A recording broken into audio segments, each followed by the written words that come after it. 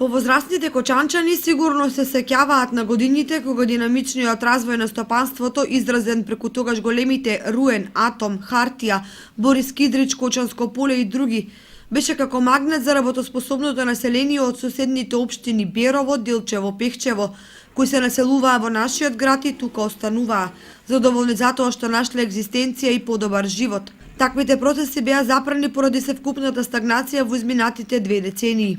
Меѓутоа, последните инвестицијски развижувања на странските фирми, како да ја засилија искрата на надеж дека доаѓа период на подинамичен развој.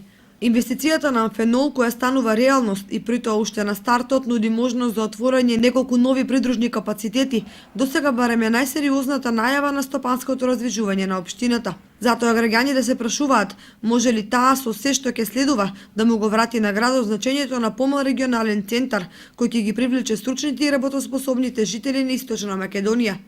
Дотлку повеќе што за работа на најавените производствени капацитети ќе биде потребна бројна и разновидна по стручност работна сила. Па одлично ќе биде, нели, многу невработени има.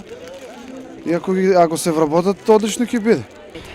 Добро, корисно е, бидејќи ќе има одредено вработување и ќе донесе финансиски средства. Би требало да бидат повеќе, за да може вработувањето да се реши, бидејќи Кочани има најголем процент на невработеност.